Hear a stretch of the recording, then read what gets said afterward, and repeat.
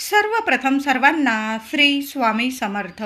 स्वामी महाराजांच्या कृपेने तुमच्या सर्व चांगल्या इच्छा पूर्ण होत ही स्वामींचरणी प्रार्थना करते आणि आजच्या व्हिडिओला सुरुवात करते. लवकरच आता श्रावण महिना सुरू होणार आहे. श्रावण महिना, संपूर्ण श्रावण महिना भगवान शिवशंकरांना, महादेवांना समर्पित आहे आणि भोलेनाथ आहे. या महिन्यात इतके प्रसन्न असतात, आपण थोडी जरी सेवा केली ना त्यांची, भरभरून आपल्याला फळ देतात, आपली झोळी भरून देतात. आपण सर्वच महिला असतील, पुरुष दादा असतील, आपण श्रावणी सोमवारचं व्रत करत असतो. तर या श्रावण महिन्यात म्हणजे 2025 श्रावण महिन्यात 4 श्रावणी सोमवार आलेला आहे. तर पूजा कशी करावी, म्हणजे घरात आपण शिवपिंडी असेल, प्रत्येकाच्या घरात शिवपिंडी ही असतेच, नसेल तर मग बाहेर जाऊन मंदिरात जाऊन आपण पूजा कशी करावी, घरात पूजा कशी करावी. त्याचबरोबर शिवमूठ, प्रत्येक श्रावणी सोमवारची शिवमूठ ही वेगवेगळ्या धान्याची असते.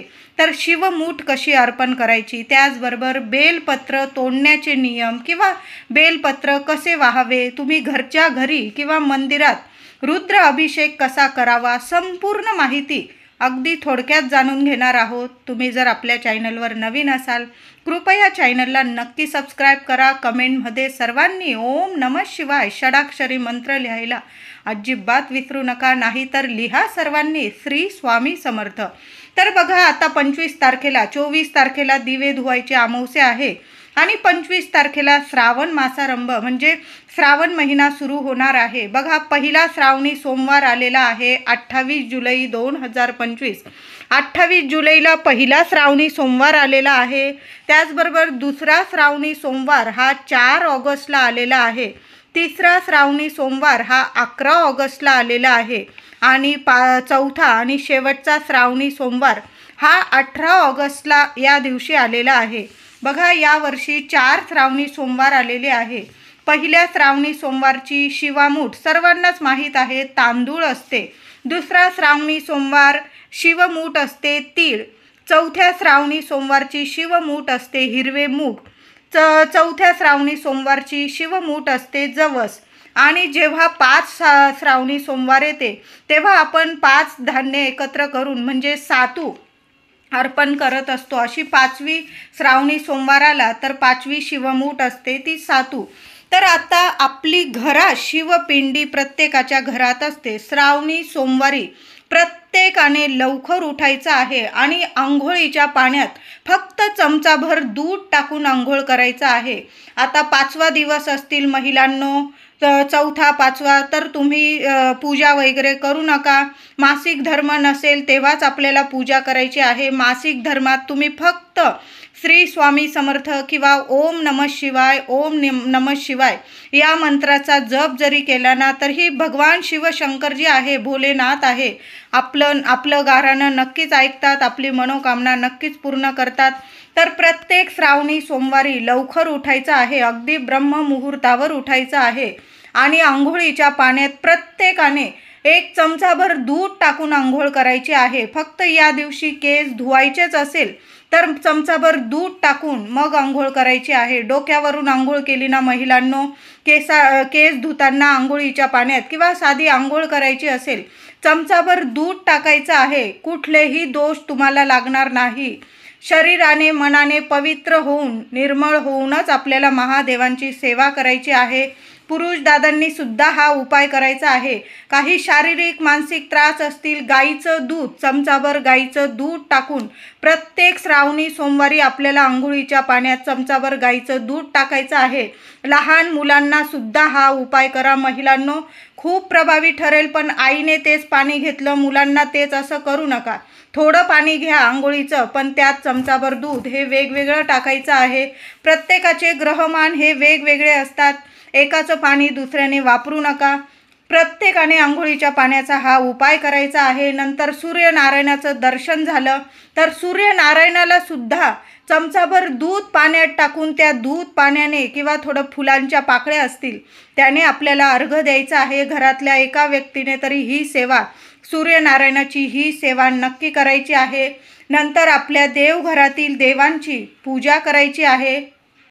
प्रत्येकाच्या देवघरात शिवपिंडी असतेच आणि असायलाच हवी. नसेल तर घेऊन या. आणि या श्रावणी सोमवारी बघा, विनायक चतुर्थी सुद्धा आलेली आहे. पहिला श्रावणी सोमवार या वर्षीचा खूप अतिशय महत्त्वाचा आहे. या दिवशी विनायक चतुर्थी, नाग चतुर्थी आलेली आहे आणि पहिला श्रावणी सोमवार आलेला आहे. आधी गणपती बाप्पांचं पूजन करायचं आहे.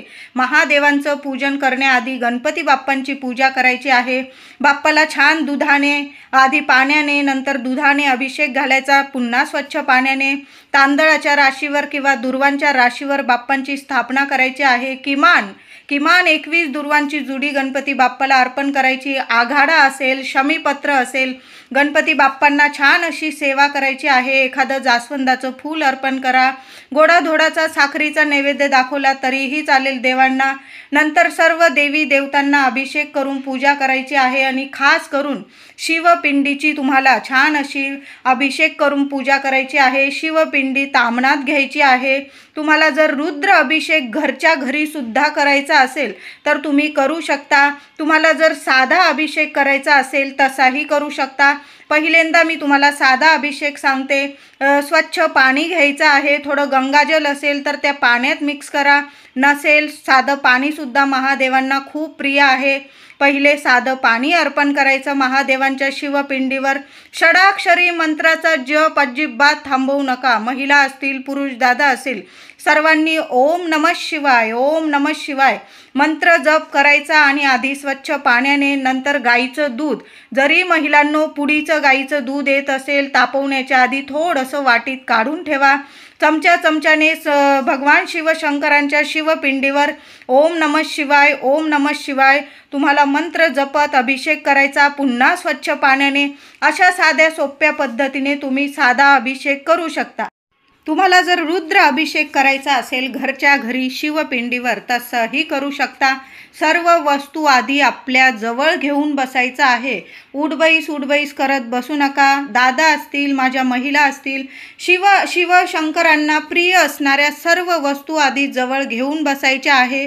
साधा अभिषेक करत असाल किंवा रुद्र अभिषेक, शिवशंकरांना प्रिय असणाऱ्या वस्तू जवळ घेऊन बसायच्या आणि मग आपल्याला शिवशंकरांची सेवा करायची आहे. बेल, फूल, भस्म, चंदन कशाचीच कमी नको. तर आता रुद्र अभिषेक कसा करायचा? जसा आपण शिवपिंडी तामणात ठेवतो तशाच पद्धतीने शिवपिंडी तामणात ठेवायचं आहे. आधी स्वच्छ पाण्याने, नंतर पुन्हा दुधाने, पुन्हा दह्याने, मधाने, तुपाने, साखरीने, अजून तुमच्याकडं पदार्थ असतील किंवा तुमच्याकडं ऊसाचा रस असेल, या सर्व पदार्थांनी महादेवांना अभिषेक घालायचा आहे. पुन्हा स्वच्छ पाण्याने अभिषेक घालायचा आहे. मूर्ती स्वच्छ पुसून घ्यायची आहे आणि तांदळाची रास करायची आहे. त्या राशीवर महादेवांना स्थापित करायचं आहे. चंदन, भस्म अर्पण करायचं आहे. त्याचबरोबर बेलाची पानं 1, 5, 11, 51, 21, जास्तीत जास्त 108 तुमच्याकडं जेवढी बेलाची पानं असतील, पहिल्या पानाला आपल्याला चंदनाचं 3 पानांना बोट लावायचं आहे. जास्त दलाची पानं असतील तुमच्याकडं तुम्ही तीही वाहू शकतात. मागची दांडी असते बेलाला ती काढून घ्यायची आहे आणि बेल पालथ्या स्वरूपात चिकना भाग महादेवांच्या शिवपिंडीवर येईल. अशा पद्धतीने आपल्याला शिवपिंडीवर बेलपत्र आपली मनोकामना बोलून अर्पण करायचं आहे. तुम्हाला बेलाची फळं मिळाली, फुलं मिळाली तर ती अर्पण करायची आहे. धोत्र्याचं फूल अर्पण करायचं आहे. बेल अर्पण करायचं आहे. अगदी अशा साध्या सोप्या पद्धतीने सुद्धा तुम्ही घरच्या घरी रुद्र अभिषेक करू शकता.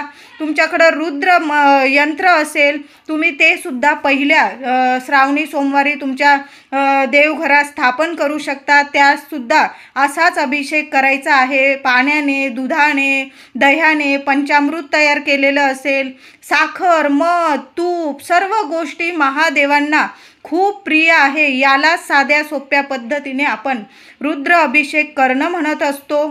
आता तुम्हाला जर वाटत असेल तुम्हाला जमत नाही रुद्र अभिषेक करणं शिवपिंडीवर आणि तुम्ही पहिल्यांदाच देवघरात शिवपिंडीची स्थापना करत आहात, तुम्ही ब्राह्मणाला बोलवून सुद्धा अभिषेक करू शकता, शिवपिंडीची स्थापना करू शकतात. किंवा तुम्ही जरी असा अभिषेक साध्या सोप्या पद्धतीने, महादेव आहे, भोलेनाथ आहे, आपल्या लेकरांवर कधीच रागवत नाही, एखादा पदार्थ राहिला आणि तुमच्याकडून आणि अभिषेक करताना तर काही नाही, घाबरू नका. अगदी साध्या सोप्या मनाने आणि साध्या सोप्या पद्धतीने तुम्ही अभिषेक करायचा आहे. भोळ्या मनाने केलेली भक्ती भोलेनाथांना खूप प्रिय आहे.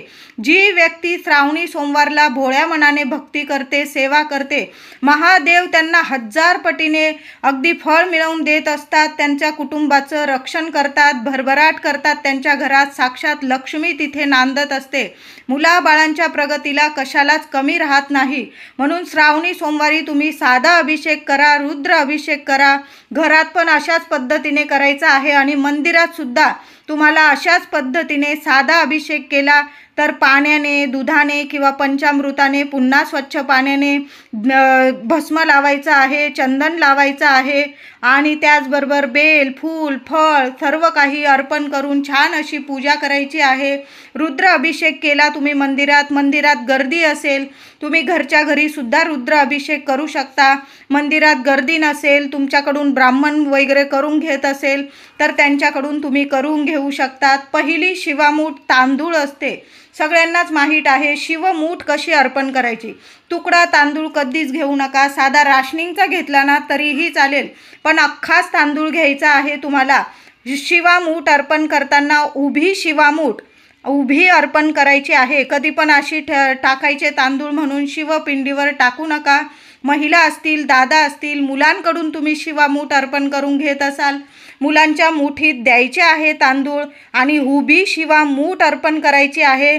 मुलं जेव्हा किंवा तुम्ही अर्पण करत असाल शिवमूठ, एका हातात थोडंसं पाण्याचा ग्लास किंवा पात्र घ्यायचं आहे पाण्याचं आणि शिवामुठीवर थोडं थोडं पाणी अर्पण करायचं आणि ओली शिवामूठ उभी अर्पण करायची आहे. कधी पण थोडंसं पाणी टाकायचं मुठीवर आणि ती शिवामूठ अर्पण करायची.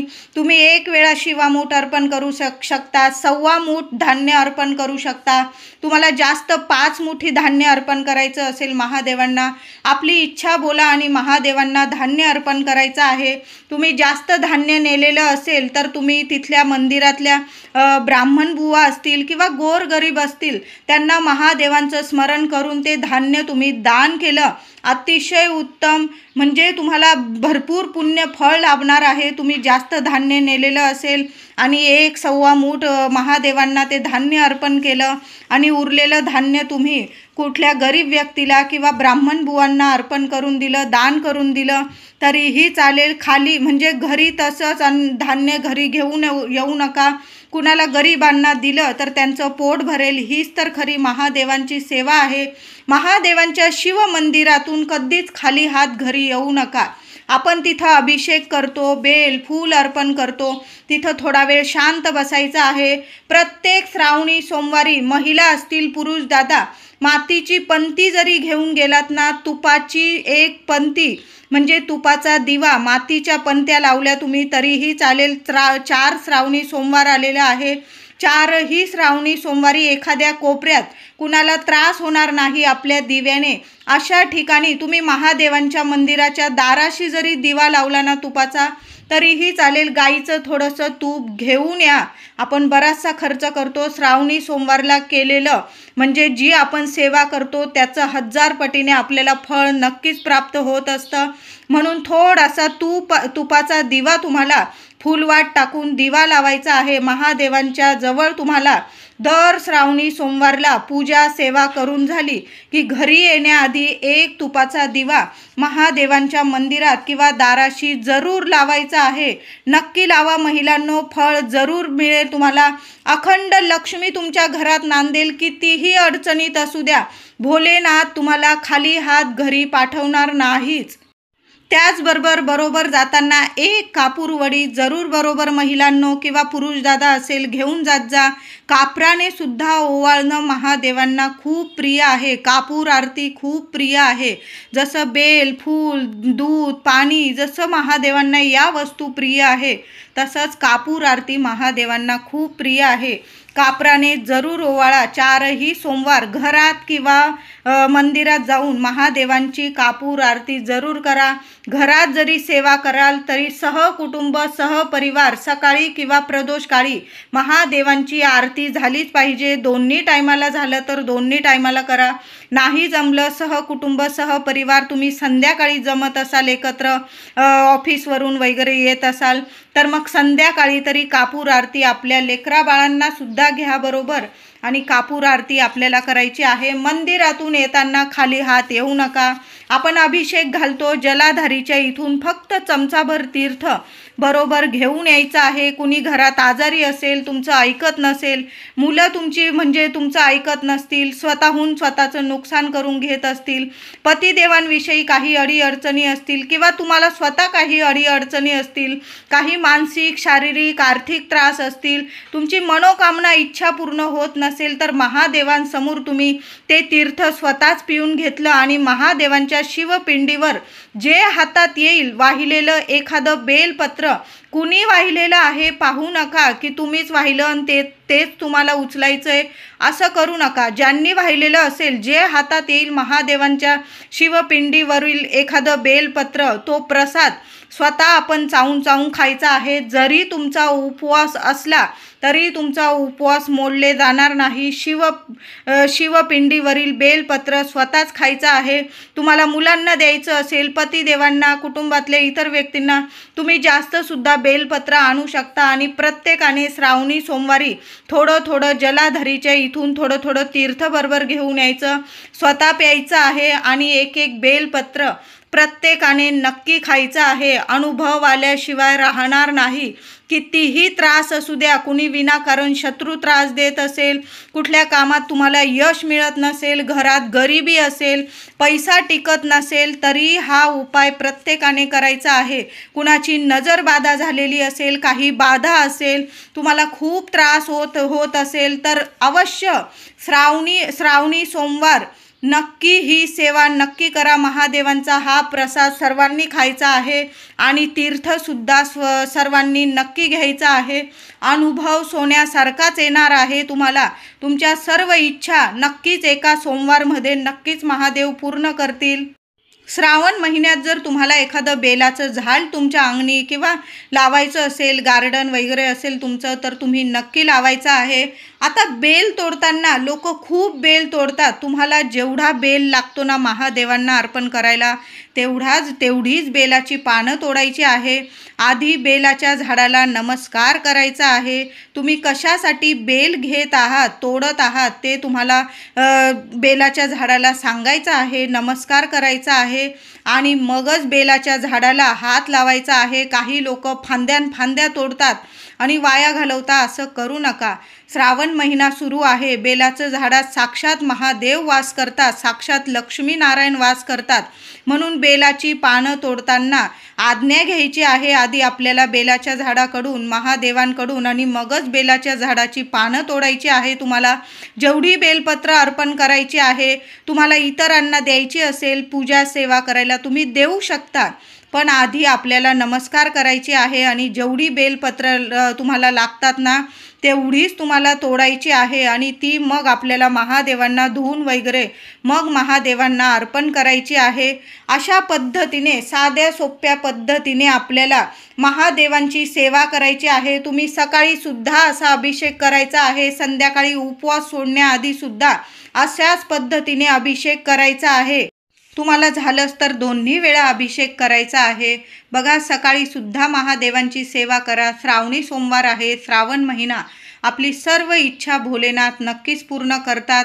अवघड परिस्थितीतून आपल्याला बाहेर काढत असतात, मार्ग दाखवतात, आपल्या इच्छा पूर्ण करतात. मुलाबाळांना यश प्रगती मिळवून देत असतात, आपल्या घरात लक्ष्मी टिकवून ठेवत असतात असा हा श्रावण महिना आहे. म्हणून जेवढी भोलेनाथांची सेवा होईल ना, सकाळी सुद्धा सेवा करा आणि प्रदोष काळी सुद्धा सेवा करा. जवळ मंदिर असेल दोन्ही वेळेला मंदिरात जा, नाही जमलं घरात शिवपिंडी असते, तुम्ही घरात सुद्धा सेवा करू शकता. आता श्रावणी सोमवार करताना भगर चुकून सुद्धा, दादा असतील माझे, महिला असतील, तुम्ही जर उपवास करत असाल तर भगर अजिबात खाऊ नका. आपण एकादशी करतो तेव्हा आपण तिखट वगैरे खात असतो, भगर साबुदाणा, पण श्रावणी सोमवार करताना खरं तर फलाहार घेऊनच करायचा असतो.